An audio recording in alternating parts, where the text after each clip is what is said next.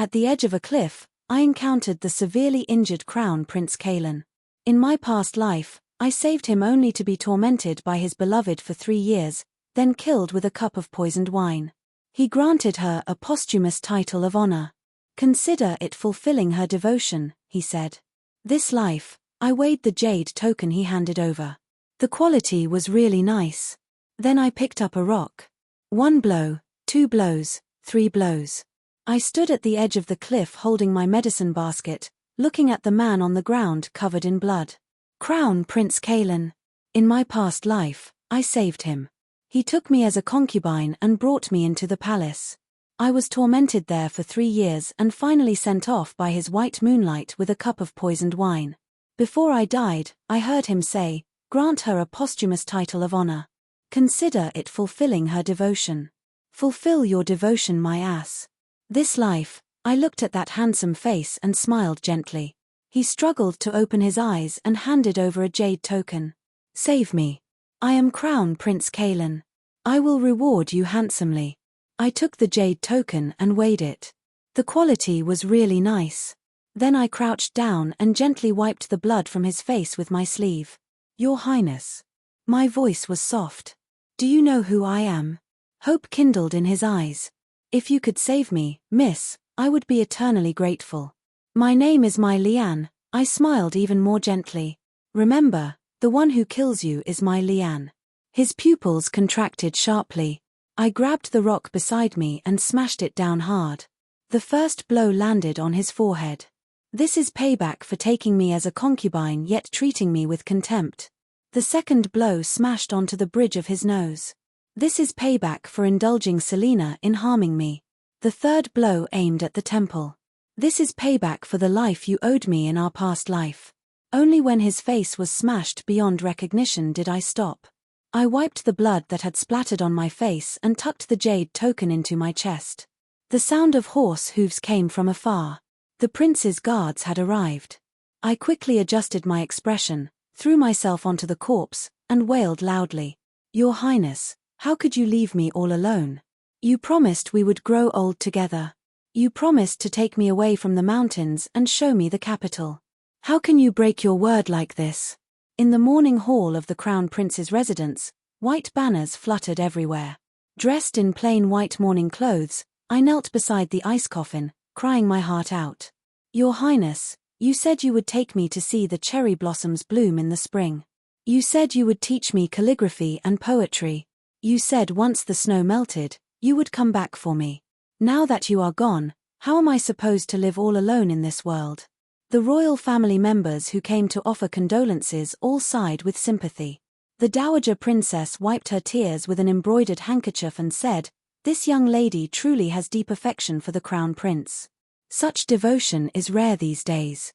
I raised my tearful eyes and choked out, "This commoner asks not for a title or recognition, only to keep vigil for His Highness in the residence for the rest of my life. Even if I must serve as the lowest maid, I only wish to remain close to where he once lived."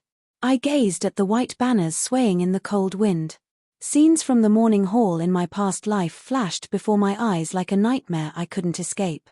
However, back then, the one I mourned was my child. My baby, who I lost before even 3 months had passed. The physician said it was due to the cold medicine Selena had secretly mixed into my food. I had cried until I fainted beside the tiny coffin, grieving alone in that cold, remote courtyard. Yet Selena was dressed in magnificent rose-colored attire, leaning against Prince Kalen's side in the main hall. Her voice was neither too loud nor too soft, just enough for me to hear as I knelt in my grief. "Brother Kalen, concubine Mei is being so dramatic. She couldn't keep your child due to her own misfortune and weak constitution. Yet here she is wailing endlessly, needlessly troubling you and disturbing the entire household. It's really inconsiderate."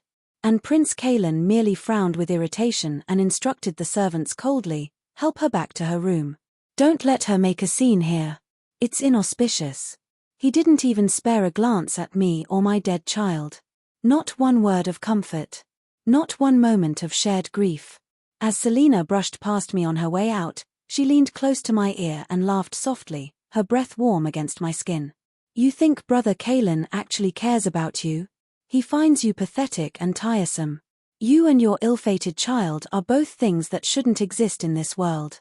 You should be grateful he even lets you stay in this residence. Now it was my turn to sit in his mourning hall. Now it was my turn to play the devoted lover. Now it was my turn to hold all the cards. Before I could finish speaking, a shrill female voice pierced through the air, shattering the somber atmosphere. What a display of devotion and loyalty. Aunt, grandmother, you've all been deceived by this wicked, scheming woman. Selena burst into the mourning hall with 2 other concubines trailing behind her, pointing right at my face with a trembling finger. I grew up with Brother Kalen since childhood. We were inseparable. If he had a woman he cherished, if he had promised his heart to someone, how could he not let me know? This woman's background is completely unknown. Who knows what schemes she has plotted, what lies she has woven? The whole hall erupted in whispers and murmurs. Selena had always been overbearing and domineering in the Crown Prince's residence. In my past life, Prince Kalen had doted on her immensely, indulging her every whim and tolerating her every cruelty. But Selena, putting on airs and playing hard to get, felt there were too many women around him vying for his attention. She didn't want to share him with others, didn't want to be just another concubine among many. So she stayed in the residence in this ambiguous state without any official title or recognition, yet living exactly like the Crown Princess, wielding all the power and receiving all the privileges. The day I entered the Crown Prince's residence in my past life, I sat in a small sedan chair draped with dark, plain cloth, carried in silently through the side gate like a shameful secret. When I lifted the curtain with trembling hands, Selena was standing at the entrance waiting, as if she had known exactly when I would arrive. She wore a pink silk dress embroidered with peonies, with a pearl-white outer robe that shimmered in the light, a golden phoenix hairpin in her elegantly styled hair, dazzling and beautiful enough to make one's eyes hurt in the bright sunlight. I looked down at myself. Coarse cloth clothes washed until the color had completely faded, with herbal stains still visible on the sleeves from my work in the mountains. My hair was simply tied back with a plain cotton ribbon. Oh my! So this is the one the prince picked up from the mountains. Selena's voice was sharp and cutting, carrying undisguised mockery that made the servants around her snicker. I heard you were a village doctor's daughter. How rustic. I stepped off the sedan carefully and bowed as properly as I knew how. This commoner, Mei Lian, greets Miss Selena. No need for such formalities. She cut me off with a wave of her hand, covering her nose with an embroidered silk handkerchief while looking me up and down with barely concealed disgust. Indeed, you reek of the wilderness. Of herbs and dirt and poverty. Did you even bathe before coming here? The maids and servants beside her burst into laughter, and I could only grip the hem of my shabby clothes tighter, wishing the ground would open up and swallow me whole. My face burned with humiliation, but I kept my head lowered, accepting the mockery in silence. This time, standing in the mourning hall, I raised my head and met her eyes directly. Miss Selena, I rose sorrowfully from my kneeling position, stumbling a step due to what appeared to be excessive grief. Why must you slander me like this? Why must you insult the prince's memory with such accusations? If I had wanted to climb the social ladder, if I had wanted wealth and status, why would I have waited until today? Why would I have stayed alone in the mountains for all these months? With trembling hands, I pulled out that jade token from my chest, holding it up for all to see. This jade token was personally given to me by the prince. He said this was a keepsake from his late mother, the Empress, and told me to keep it safe, to treasure it as I would treasure his promise to me. The moment the jade token appeared, the entire hall fell into shocked silence. The jade token of the Empress, Prince Kalen's birth mother who had passed away when he was just a boy. All the elders of the royal family recognized it immediately. It was an heirloom, precious beyond measure, something Prince Kalen would never part with lightly. Selena's face turned deathly pale, all the color draining from her cheeks. Yet she still forced herself to say, her voice shaking slightly, "You must have stolen it. Or perhaps you picked it up somewhere. There's no proof the prince gave it to you willingly." Stolen it? Picked it up? I smiled bitterly, tears streaming down my face. His Highness has a burn scar on his back from spilling hot medicine as a child. The scar runs from his left shoulder blade down to the middle of his spine. On the inner side of His Highness's right leg, There is a blue birthmark shaped like a crescent moon, just above the knee. I cried until my whole body trembled, my voice breaking with emotion. Such private matters, such intimate details. If the prince hadn't told me himself, if we hadn't shared moments of closeness, how could I possibly know these things? I don't ask for a title or recognition. I only wish to stay by his side, even in death. I only wish to honor his memory. Then I touched my belly with both hands, my gaze becoming resolute as I looked toward the coffin. If this lady insists on slandering me, if she insists on denying what the prince and I shared, then I'll take the child and follow the prince in death. At least in the afterlife, we can be together without interference. The dowager princess hurriedly brought people forward to stop me, grabbing my arms before I could throw myself at the coffin. She turned and glared angrily at Selena, her voice sharp with authority. The prince's body isn't even cold yet, and you are causing such a disgraceful scene here. What kind of behavior is this?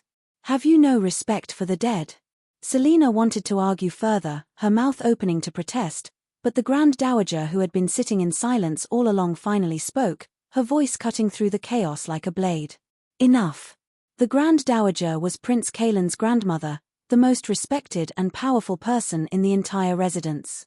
She leaned heavily on her dragon-headed cane, slowly walking up to me with measured steps, and examined me carefully with eyes that seemed to see right through to my soul.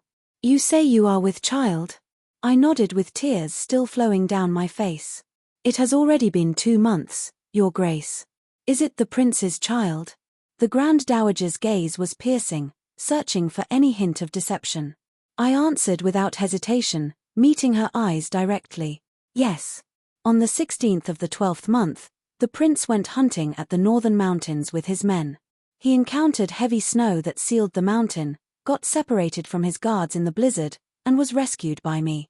I found him half frozen in a cave and brought him to my family's cottage. We nursed him back to health.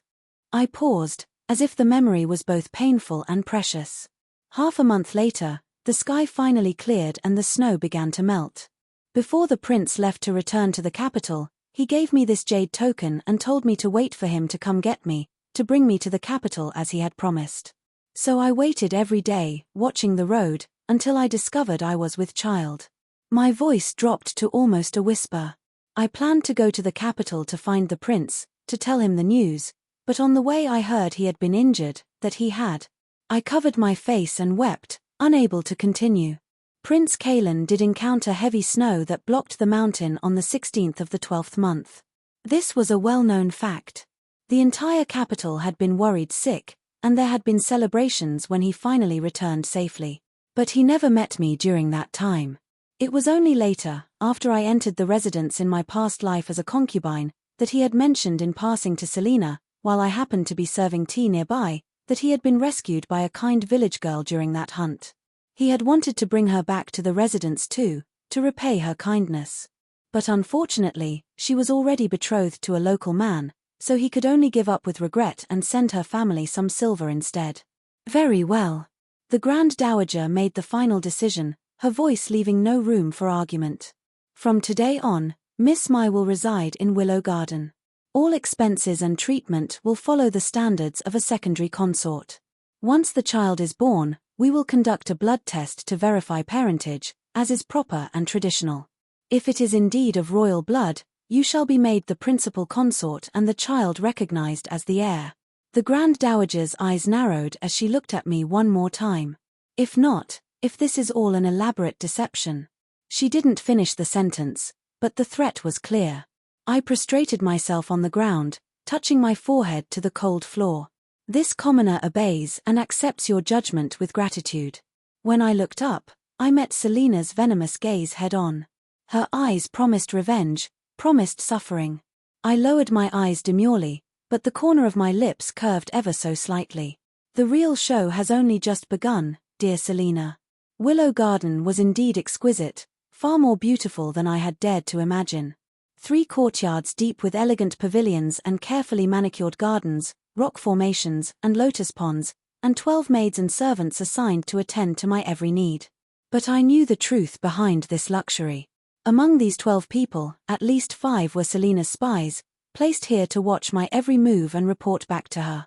In my previous life, I had died at their hands, the poison they slipped into my medicine acting slowly over months until my body could no longer sustain the pregnancy. But I don't have time to deal with them now. I have more important things to do. More important pieces to move on this board. Chunhua, come here. I called to the most restless and talkative of the maids, the one whose eyes were always darting around, always listening. Go find out which lady in the palace has a birthday coming up soon. Any of the consorts or noble ladies. Chunhua froze, her hands stilling on the tea set she was arranging. What is Miss asking about this for? Why would you need to know about palace ladies? I want to copy some scriptures to pray for blessings. I kept my expression serene and innocent. I heard the ladies in the palace are all people of deep fortune and great merit. If we could somehow get even a bit of their favor, gain even a small connection, it would be tremendously good for the child. A child needs all the blessings it can receive. Chunhua left, half believing and half doubting my explanation, but unable to refuse a direct order. I sat by the window, my mind racing with calculations and memories. In my past life, during those 3 years of suffering in the Crown Prince's residence, though I lived miserably in increasing isolation, I still heard quite a bit of news and gossip, especially about that overlooked noble Lady Iris in the palace. By the 2nd year, I had already fallen completely out of favor and was driven to the most remote courtyard in the residence, the one near the servants' quarters where the wind howled through gaps in the walls. In winter, there wasn't enough charcoal allocated for heating, so I could only go help in the kitchen in exchange for some hot food and perhaps a few extra pieces of coal. It was there, hands red and chapped from washing dishes in cold water, that I overheard a few senior servants chatting while they thought no one important was listening. Have you heard the latest palace gossip? That noble Lady Iris who lives by the cold palace, the one nobody ever talks about. A few days ago, she somehow managed to send His Majesty a bowl of lotus seed soup, made with her own hands. Lotus seed soup. That's all. What's so special about that? Well, His Majesty actually tasted it, and apparently it was the most delicious thing he'd had in months.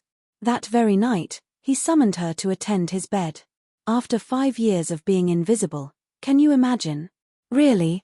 Noble Lady Iris has been in the palace for 5 years now, never once favored, never once even seen by His Majesty except at formal ceremonies. I thought she'd just fade away completely.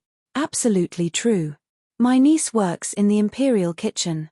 She saw it with her own eyes, saw the Emperor's head eunuch come personally to fetch Lady Iris.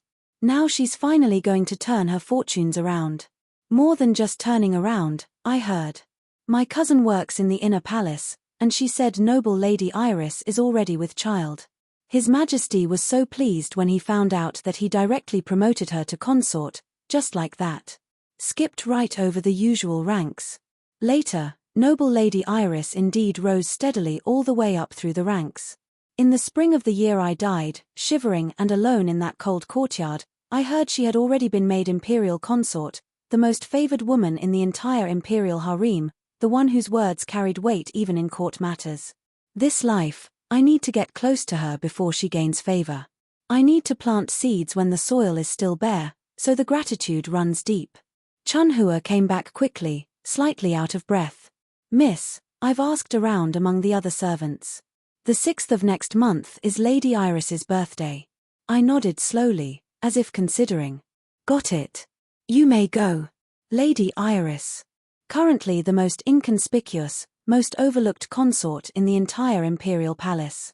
Living in the most remote palace, practically forgotten, so far from the emperor's favor that even her monthly allowance was often withheld or reduced by the more powerful consort servants.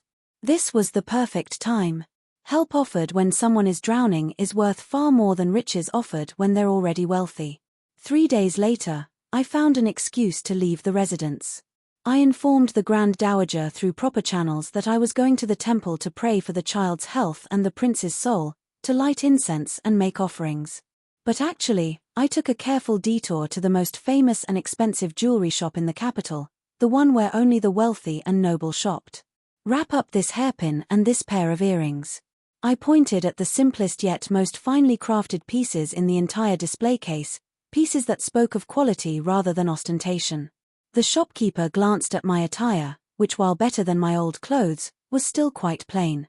Miss, although these pieces are simple in style, the materials are genuine imperial jade and the craftsmanship is exceptional. The price isn't cheap at all. Perhaps you'd like to see something more. I took out the banknotes, all carefully taken from Prince Kalen's personal belongings that had been delivered to me as the mother of his child. Might as well spend a dead man's money on securing my living future. Wrap them nicely. They're a gift for someone important. After leaving the jewelry shop with my carefully wrapped package, I went to the finest silk store in the capital and picked out several bolts of fabric in elegant, understated colors but of the highest quality, the kind that would last for years and only grow softer with wear. Finally, I had the driver stop at a secluded alley in an older part of the city, far from the main streets. Miss, nobody of importance lives here. Are you certain this is where you want to go? The driver looked confused and slightly concerned. Wait here. I won't be long. I carried my packages and walked to the very end of the alley, stopping at a house that looked modest but well maintained. I knocked on the weathered door. The one who opened it was a palace eunuch surnamed Fang. I had met him on a freezing winter night in my second year at the Crown Prince's residence, a meeting I had never forgotten. That night, Selena had punished me for some imagined slight by making me kneel in the snow in the courtyard for hours. I had nearly frozen to death, my lips turning blue, my fingers losing all feeling. Although noble Lady Iris wasn't favored in the palace, her maiden family had some distant relation to the old dowager of the Crown Prince's residence, some connection from generations back. During festivals and important occasions, Lady Iris would always send eunuch Fang to deliver some needlework she had done herself and small token gifts, maintaining the connection as best she could from her isolated position. That night, he had hurried past with his head bowed against the wind, holding a gift box carefully, but he tripped on some ice in the corridor. The box had scattered open, spilling its humble contents across the frozen ground. He'd been immediately scolded and even beaten by the head matron for his clumsiness, for embarrassing the residents in front of a palace servant. I had watched from my kneeling position in the snow. Later, when everyone had gone inside, I'd secretly slipped him a small packet of medicine for wounds and bruises that I'd kept hidden, and a few pieces of broken silver from my meager savings. He had clutched the silver and looked at me for a long, long time with an expression I couldn't quite read. Then he'd said in a hoarse voice, his breath forming clouds in the cold air, "Miss, this humble servant will remember your kindness today. A debt of kindness must be repaid." Later, when Lady Iris finally gained favor and rose in rank, eunuch Fang's status had risen along with hers. He'd become powerful in his own right, and he'd even had someone send me a substantial packet of silver in thanks, though by then I was already dying, and money could no longer save me. Eunuch Fang. I bowed respectfully and handed over the carefully prepared items. Please deliver these to noble Lady Iris with my compliments. Eunuch Fang looked at me warily, trying to place my face. And you are? Someone from the Crown Prince's residence. I lowered my voice to barely above a whisper. The lady is in a difficult situation now, I understand. These are a small token, a gesture of goodwill.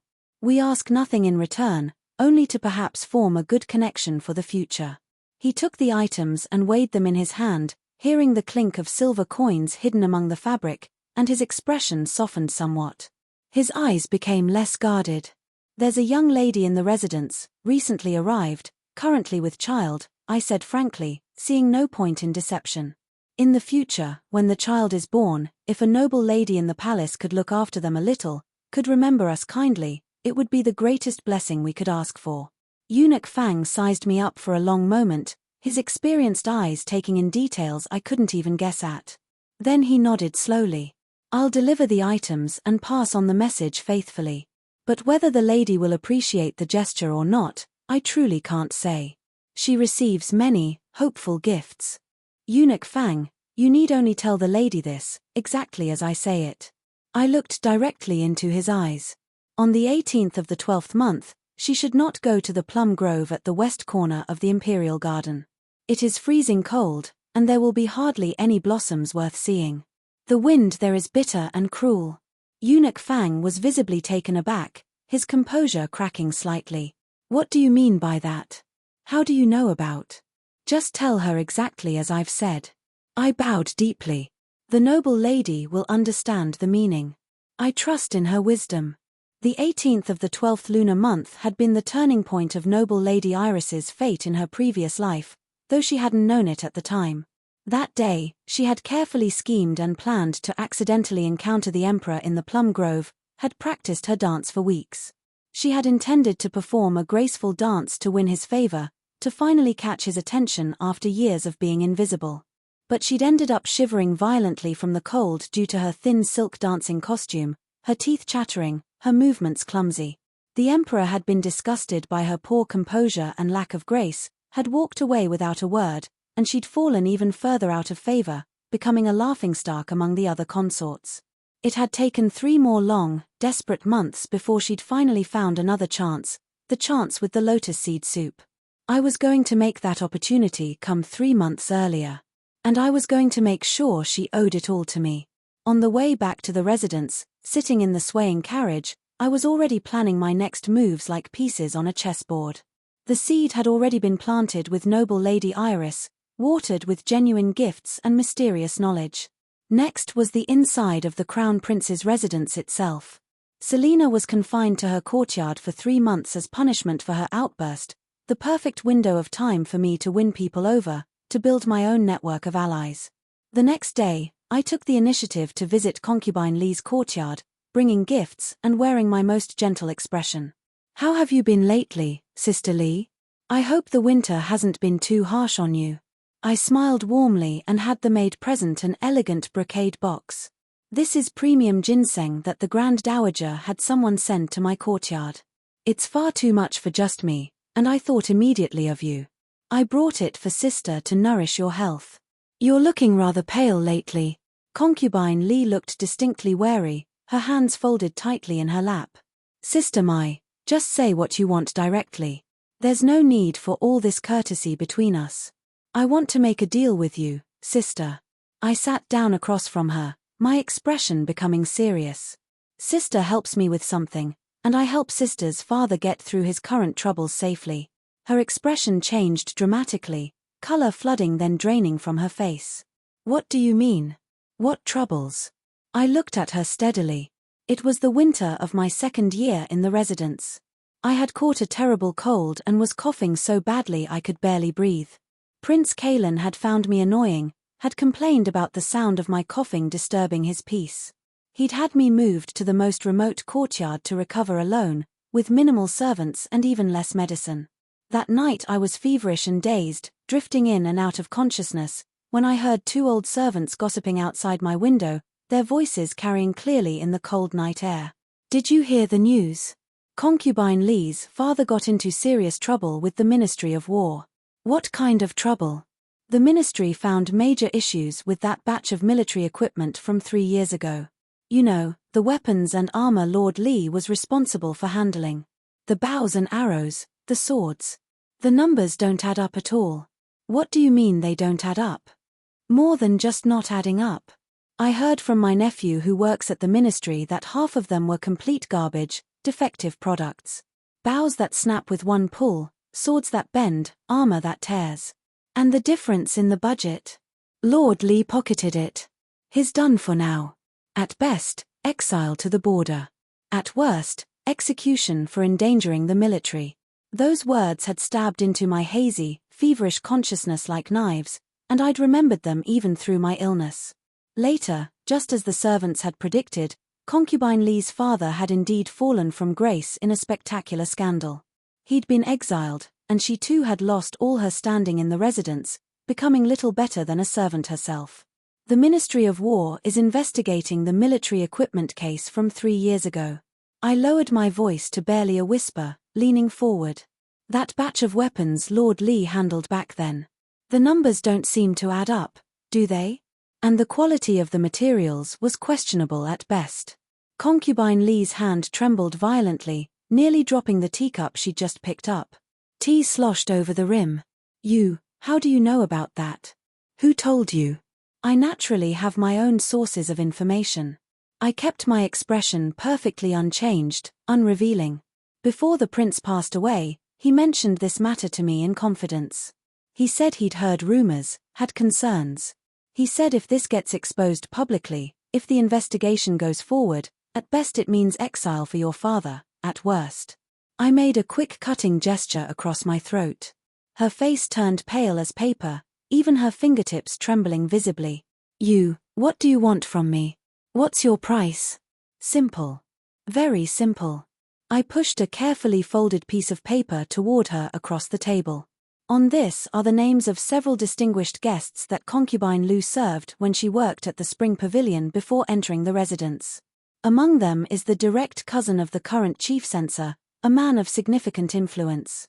I want you to accidentally, very naturally, let concubine Lu know that Selena also has this exact list and has been investigating her past. Concubine Lee's eyes lit up with understanding, a calculating gleam appearing. Sowing discord between them. Making concubine Lu afraid, making her desperate. Just helping each other out. I stood up gracefully, smoothing my skirts. After it's done, I'll tell you, sister, a very specific way to make amends for your father's past mistakes. A way to fix the accounting, to make the evidence disappear. But only after you help me first. She stared at me for a long, long time, her expression cycling through fear, calculation, and finally determination. Finally, gritting her teeth hard enough that I could hear it, she said, "Fine. I'll do it." 7 days later, exactly as I had predicted, concubine Lu came to find me on her own, anxiety written all over her face. "Has Sister Mei been well lately? You're glowing, truly." Her smile was forced and didn't reach her eyes. "I recently got some premium bird's nest, the finest quality, and thinking that you are pregnant and need nourishment, I specially brought it over personally." I invited her to sit, playing the gracious hostess. "Sister Lu is too kind. You shouldn't have troubled yourself." She hesitated for a long moment, wringing her hands, then lowered her voice to almost a whisper. "Sister, do you know what Selena has been investigating lately? What she's been asking her servants to look into?" "Investigating what?" I asked innocently, as if I had no idea. "Investigating the past of people like us. Those of us who came from less respectable backgrounds." Concubine Lu's eyes reddened with unshed tears. Back then, at the Spring Pavilion, I had no choice. My family was starving. It was either that or watch my siblings die. I'm not proud of it, but I survived. In her previous life, concubine Lu had been caught by Selena with concrete evidence that she had served the chief censor's cousin at the Spring Pavilion, had spent several nights with him. At that time, Prince Kalen had happened to be impeached at court for some political matter, and he'd immediately assumed concubine Lu was the one passing confidential information to his enemies through her old connections. After that, concubine Lu had been completely abandoned without even a hearing. She'd been sent away to a remote rural estate, and her fate after that was unknown. Some said she'd died there. Others said she'd gone mad. "If she threatens you with this information, we can naturally strike first," I said, looking directly at concubine Lu with sympathy and understanding. "As long as sister is willing to help me with a few things." Concubine Lu looked up, hope and fear warring in her expression. "How do I help? What do you need?" "First, keep a close eye on the movements in Selena's courtyard. Every visitor, every letter, every suspicious activity. Report it all to me." I ticked off on my fingers. "Second, 10 days from now is the Grand Dowager's birthday celebration. I need sister to bring something up publicly at the banquet, in front of everyone." "What should I say?" "You'll say that the prince once confided in you, shortly before his death, that if anything happened to him, he hoped Miss Selena could return to her family's residence to serve her parents properly. That she shouldn't waste her youth waiting in the Crown Prince's residence. That she deserved to marry properly and have a normal life." Concubine Lu was visibly startled, her eyes widening.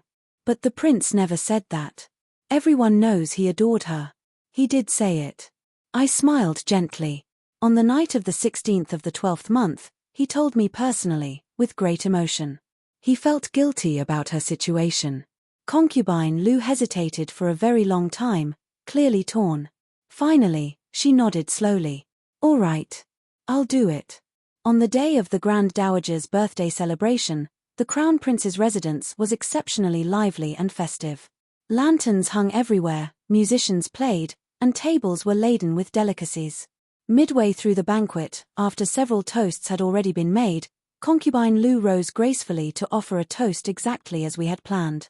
Grand Dowager, I hope you'll forgive me for speaking, but I recalled something the prince said before he passed, and my heart aches every time I think of it. She dabbed at her eyes with a handkerchief. The Grand Dowager looked at her with mild interest. What did he say? The prince said that if anything were to happen to him, the one he'd worry about most in this world was Miss Selena. He said Miss Selena is no longer young, that her best years are passing. He felt tremendous guilt that she was wasting her youth in the Crown Prince's residence in this ambiguous position.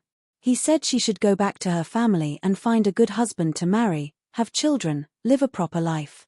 That was his deepest wish for her. The entire hall fell into stunned silence. Chopsticks paused midway to mouths. Conversations died mid-sentence.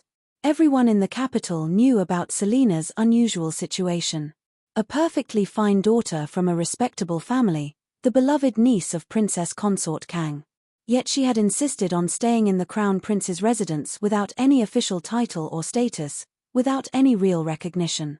She acted exactly like the Crown Princess in daily affairs, wielding power and authority, so naturally there was no shortage of people gossiping about her behind her back, calling her shameless, calling her delusional.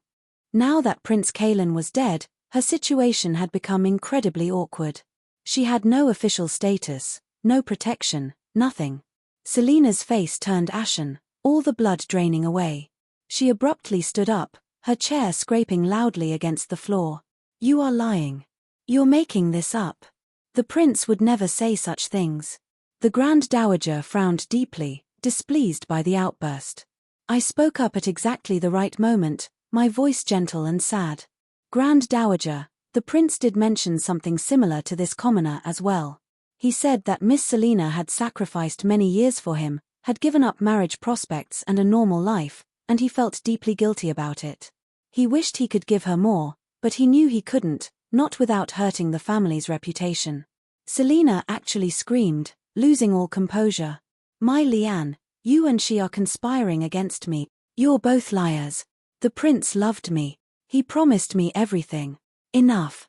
The Grand Dowager slammed her hand on the table so hard that dishes rattled. Selena, you've completely lost your composure today. This is a celebration, and you're causing a disgraceful scene. Leave immediately and reflect on your behavior. After being publicly reprimanded and humiliated, Selena went back to her courtyard and smashed everything she could get her hands on. Vases, mirrors, furniture, everything. The servants reported every detail to the Grand Dowager's people, as they were supposed to. After that incident, the Grand Dowager's attitude toward Selena became noticeably colder, more distant. The protection she had once enjoyed began to crumble.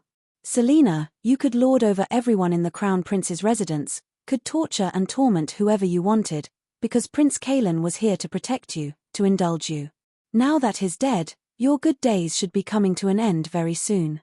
Another half-month passed, and on the 18th of the 12th lunar month, exciting news came from the palace that spread through the capital like wildfire.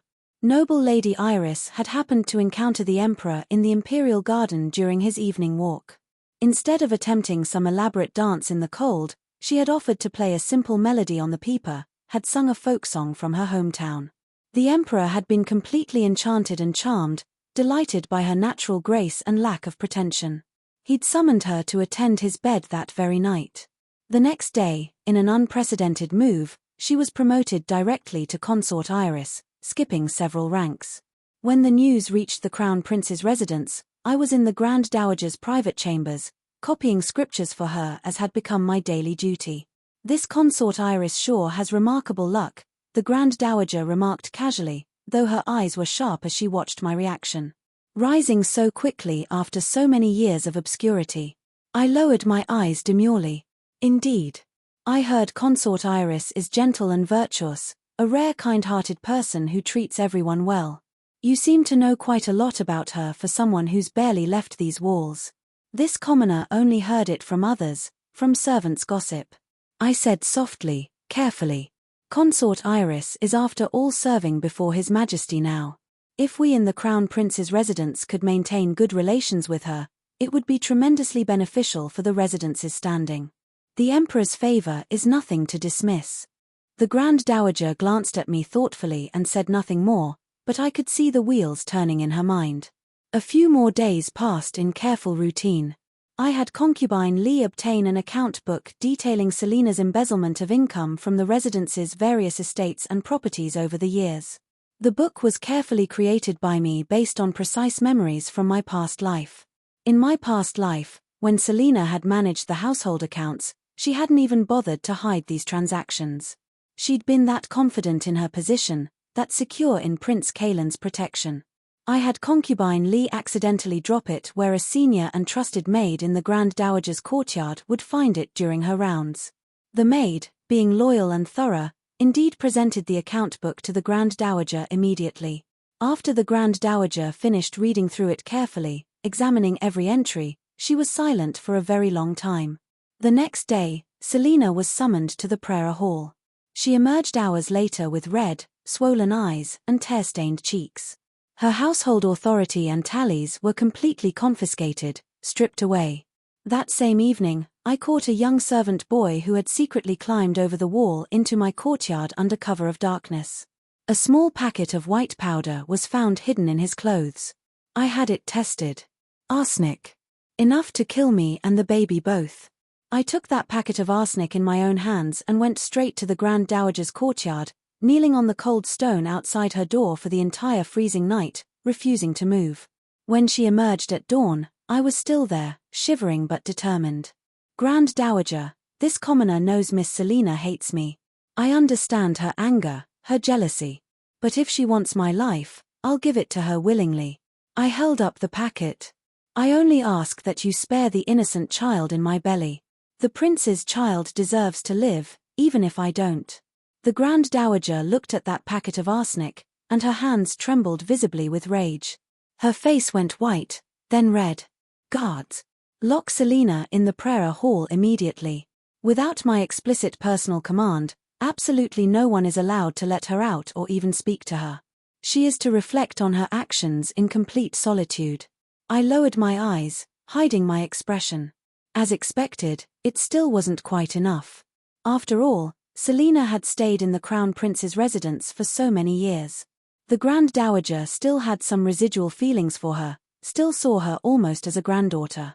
When Selena was dragged away by the guards, fighting and screaming, she glared at me with absolutely all her might, with pure hatred burning in her eyes. Mei Lian, you'll get exactly what's coming to you. You'll pay for this. The prince will never forgive you, even in death. I watched her like this, and felt not a single ripple in my heart. In my past life, when I had knelt before her on the cold ground, begging her desperately to spare my unborn child, promising her anything she wanted, she had looked at me with this exact same expression. She had said, her voice cold and merciless, if you want to blame someone, blame yourself for getting in my way, for thinking you could compete with me. This life, there's only room for one of us, and it certainly isn't you. The second day after Selena was locked in the prayer hall, I began systematically clearing out all of her remaining spies and loyalists from my household. Among these 12 servants, who were her true confidants, who were coerced and unwilling, who were just trying to survive by watching and reporting, I had long figured it all out through careful observation. Chunhua. I called her over with a gentle voice. Yesterday at the back gate, who did you meet? I'm simply curious. Chunhua's face went deathly pale, color draining completely. Miss, what is Miss saying? This servant doesn't understand what you mean. I tossed out a slip of paper onto the table between us. On it was the secret letter she had passed to the Selena family steward, reporting on my activities. I had concubine Li's people intercept it. Miss Selena has already been locked in the prayer hall for her crimes. Yet you still dare to pass messages outside to her family. I said coldly, my voice like ice. You think I am easy to push around? You think I'm stupid? Please spare me, miss. Chunhua dropped to her knees with a heavy thud that must have hurt.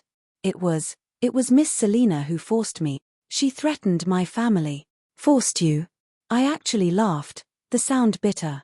When Miss Selena arranged that comfortable job for your brother in the residence, when she gave your family extra silver, why didn't you say she was forcing you then? You were happy enough to take her benefits. She crumpled weakly to the ground, sobbing. Drag her out. Give her 20 hard strikes with the rod, then sell her off. I ordered the guards stationed outside. Sell her to a family far, far away from the capital. I don't want to ever see her face again. Chuanhua's desperate wailing and begging soon faded into the distance as she was dragged away.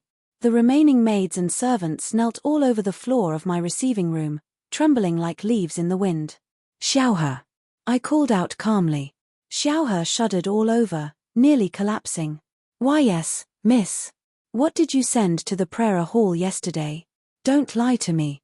This servant only delivered food, miss. Just food. Delivering food requires hiding notes in the food box's hidden compartment. I stared at her directly. Do you take me for blind or for stupid? Xiaohe frantically kowtowed, her forehead soon bleeding from hitting the floor. Please spare me, miss. This servant will never, ever dare again, I swear it. Considering this is your first offense that I've caught, I'll dock 3 months' wages and transfer you to work in the laundry room. You'll wash clothes until I decide otherwise. Thank you for your mercy, miss. Thank you. I called out names one by one, delivering judgment. Choju, punished by being sent to work in the manor stables, mucking out horses. Dongmei, banished to the most remote farmstead the family owned, days away from the capital. In less than half a day, all 5 spies were completely cleaned out, removed from my household. The remaining maids and old servants knelt before me, not daring to even breathe loudly. From now on, Willow Garden has only one simple rule. I swept my gaze over each of their faces. Loyalty. Complete, unwavering loyalty. Those loyal to me, I will naturally not mistreat. I'll protect you, reward you, treat you well. Those with divided loyalties. I paused meaningfully. Chunhua is your example. Learn from her mistake. This servant wouldn't dare betray you, miss. This servant pledges complete loyalty. I waved my hand to dismiss them. Concubine Lu had been watching from the side, partially hidden, and her heart was clearly trembling at my ruthlessness. Sister, such decisive and impressive tactics. I've never seen anything like it. Without absolute ruthlessness, one cannot hope to survive in places like this. I said calmly, matter-of-factly. If sister is afraid of what we're doing, it's not too late to back out now. I won't hold it against you. She gritted her teeth hard. No. I'll follow sister to the very end. After clearing out all the spies, my days in the residence finally became truly peaceful and secure. But I didn't allow myself to stay idle or become complacent. When I was 7 months pregnant, my belly round and prominent, the Imperial Palace held an elaborate flower viewing banquet. The Dowager Princess personally brought me into the palace, a sign of my rising status.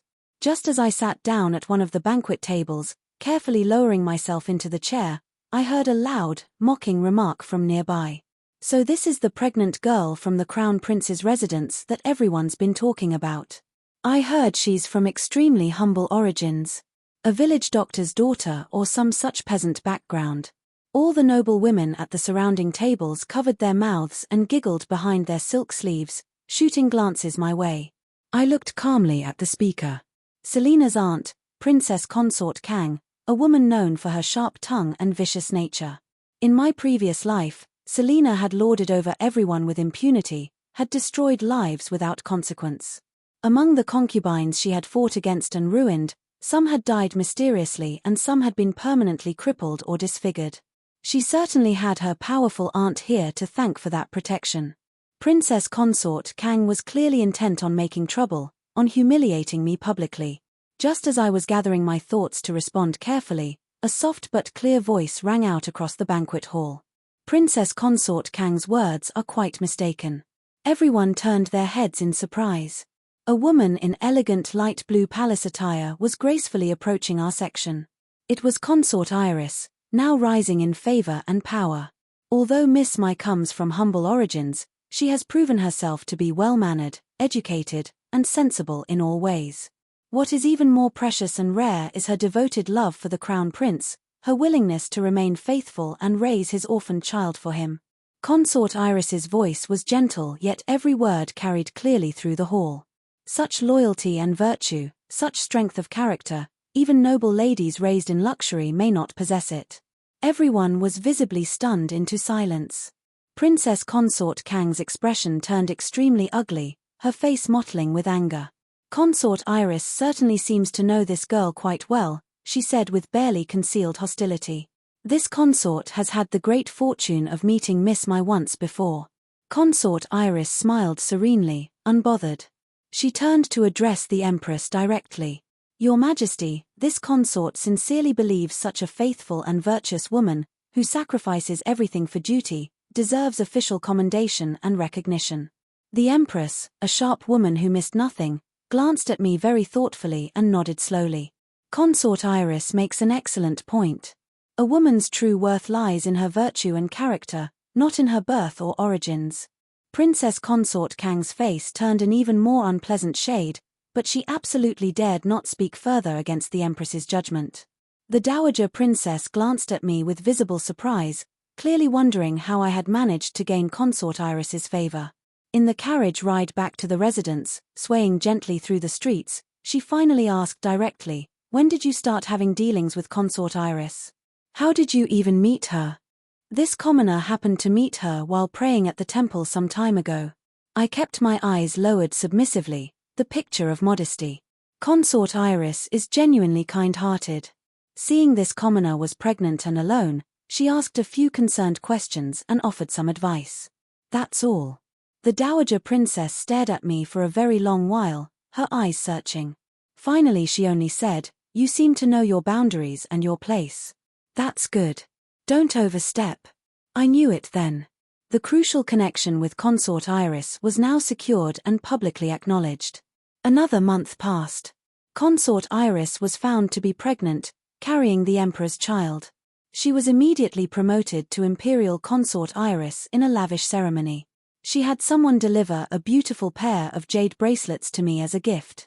I had concubine Lu send back an even more generous gift along with a carefully worded letter. The letter had only 4 words, but they were crucial: beware of those around you. In my past life, I had learned that a seemingly trusted palace servant by Imperial Consort Iris's side had been secretly bribed by a rival consort.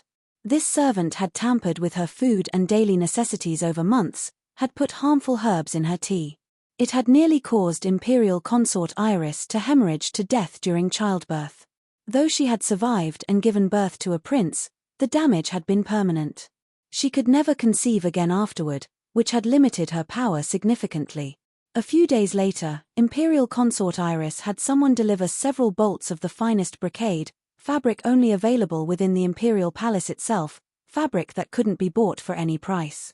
It was a clear message. The warning had been received, the problem had been found and dealt with. Through these careful exchanges of gifts and information, this vital connection was firmly established. My status in the Crown Prince's residence rose accordingly. In my 8th month of pregnancy, moving slowly and carefully, I had concubine Lu make a crucial discovery. Selena was somehow still secretly passing letters out from the prayer hall where she was supposed to be confined in isolation. The letter was addressed to Princess Consort Kang, written in Selena's distinctive hand. In it, she begged her aunt to sabotage my delivery, to bribe the midwives, to ensure that both I and the child died in childbirth. Killing 2 birds with 1 stone, as she put it. Concubine Lu made a perfect copy of the letter for evidence. I took both the copy and, through careful bribery, the original, and went to find the Dowager Princess. After reading the letters, the Dowager Princess was trembling with absolute rage, her hands shaking so badly the paper rattled. To the prayer hall. Now. I will deal with this personally. In the prayer hall, Selena was caught absolutely red-handed, in the middle of writing another letter. The evidence was irrefutable. "Aunt, please let me explain. It's not what it looks like." "Shut up." The Dowager Princess actually slapped her hard across the face, the sound echoing in the hall. "I've tolerated enough of your behavior. Go send word to the Selena family immediately. Tell them to come pick up their daughter tomorrow morning. She is no longer welcome in this residence." Selena collapsed completely to the ground, her face ashen, her eyes empty. "No, no, please." The day after Selena was sent back to her family in disgrace, The news spread throughout the entire capital like wildfire. It was the scandal of the season, and people came to the residence specifically just to gossip and gawk. A few days later, news came that sent a ripple through the city. Selena had thrown herself down the family well and drowned. Some said it was suicide from shame. Others whispered it was murder, that her own family had killed her to avoid further scandal. The Selena family initially wanted to make a huge fuss, to accuse the Crown Prince's residence of driving her to death. But they were completely suppressed by the overwhelming evidence of Selena's crimes that I had carefully compiled and delivered to the Grand Dowager in advance. Selena's father, Minister Selena, was simultaneously impeached by multiple censors for various offenses. He was far too busy trying to save himself from exile or execution to worry about his dead niece. Selena's death didn't cause the slightest ripple of sympathy or concern. She was forgotten within days. In the 9th month, right on schedule, I went into labor. The night of delivery was the longest night of my life. I was in so much pain I nearly passed out multiple times, screaming until my voice went hoarse. Yet my mind remained unusually clear and focused through it all. In my past life, I had been in this same terrible pain. And in the end, the child had been lost and I had nearly died too, bleeding alone in that cold courtyard. This life, I would protect myself at all costs. It's coming out. It's coming out. The midwife cried with joy and relief. Push harder, miss. I can see the head. It's a little young master. When the child's loud, healthy cry finally rang out, filling the room, my whole body relaxed completely. I almost collapsed from utter exhaustion. The Grand Dowager came personally, leaning heavily on her cane. Prepare for the blood test for kinship. We must verify the bloodline. I was already completely prepared for this moment. In that bowl of water they brought, I had already secretly added alum earlier, a clever method a traveling doctor had told me about in my past life during a casual conversation. When alum dissolves properly in water, any blood will appear to merge, regardless of actual relation. Prince Kalen's blood sample was taken from the old clothes he had worn when he died, carefully preserved. 2 drops of blood entered the water and slowly merged together perfectly. The Grand Dowager actually wept, tears streaming down her aged face. It's Kalen's child. Truly the bloodline of our family. Heaven has blessed us. Grand Dowager, I asked softly, weakly, the child's name. According to our family tree, this generation follows the character Chen in their names.